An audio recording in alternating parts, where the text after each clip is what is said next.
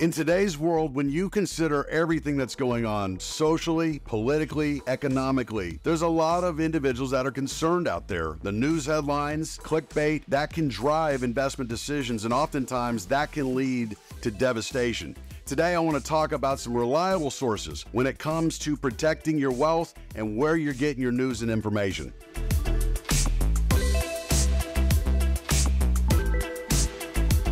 Good day, everybody. Chris Heerlein here of REAP Financial, host of Retire Ready TV on KXAN and host of Wealth Radio every Saturday live at 11 a.m.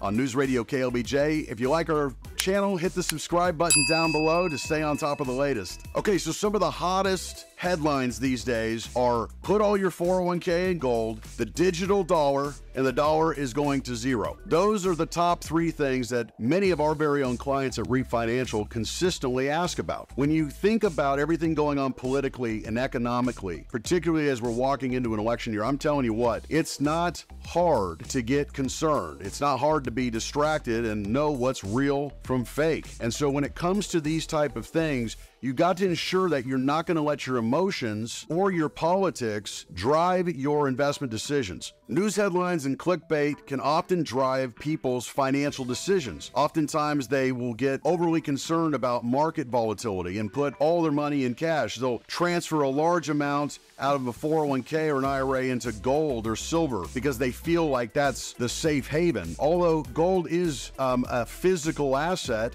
there's many ways that people own it. It's not a real liquid asset if you own it physically. So you need to be considering how that plays a part in your overall portfolio. But that is a classic example of somebody making a financial decision based on emotion. We're also hearing a lot about the digital dollar. And let me tell you something. The digital dollar in the United States is coming. It's not coming today. As the day of this recording, it's not likely to be here next year, but the US is going to be rolling out some form of a digital dollar because as of the day of this recording, there's 16 countries that have already rolled a digital dollar out, China being the largest. And so to stay competitive, the US is going to have to roll out a digital dollar of some form. Now, the concerns with that are typically privacy, because if the government is utilizing a digital dollar and you go buy a pack of gum, not only are they going to know that you did that, they'll probably know the flavor as well. So privacy is one of the biggest concerns with the digital dollar. Obviously, as well, that the U.S. could manipulate the money supply and doing so try to control inflation. At least that would be their defense. But the thing is, it's not happening tomorrow, and it's not happening next week. And so a lot of families, they get so tied up in these news headlines or confused because they don't research other sources. Typically, you're getting your news from, social media. You're typically getting it from, Fox News or CNN, whatever you watch. But you need to cross-reference your sources to fact-check a lot of this stuff. One of the latest things was the Fed rolled out a program called FedNow, and it's for payment transfer, and it's supposed to be more efficient. Well, people don't like the idea that banks are adopting FedNow and the government's got more oversight as to what you're doing with your money. But let me be clear, FedNow is not the digital dollar. It's just a payment system that many banks are electing into. When you think about digital currency, it's been around a long time. You think about Bitcoin or Ethereum.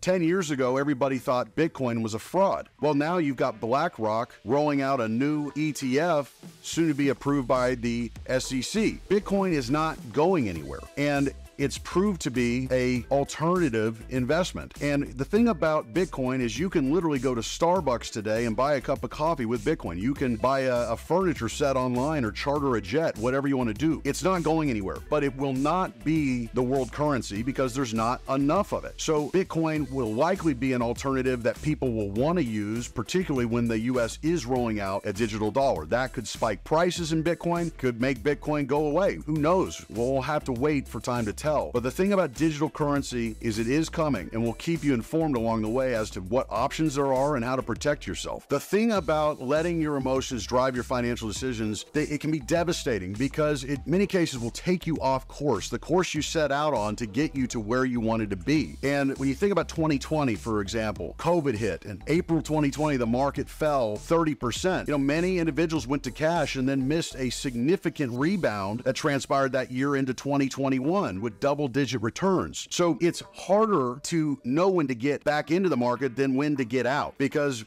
when you get out, you may feel safe and sound for that hour or that afternoon. But the question is when do you get back in? And when the market rebounds 5 or 10 or 15, well, at that point, you've missed a lot of opportunity, and potentially by selling out, you locked in losses. See, the thing is that when you sell off a portfolio, you're actually making the loss real. When your portfolio drops in value, if you don't sell, you still own the same number of shares. If you hold dividend stocks, they're still paying you the dividend based on the amount of shares you own, not the value of the stock. So that's just one example. And then 2022 was a down market year. You've got to position your portfolio in a way that you've got zig and zag. You've got accounts that are going up even when the market's going down. And so that means spreading your wealth amongst many asset classes, which could be cash, money market CDs, real estate, metals, equities, and more. But you ask yourself right now, I mean, what went up in your portfolio in 2022 when the markets, all indexes were pretty much down? If the answer is nothing, you may not be as diversified as you could or should be.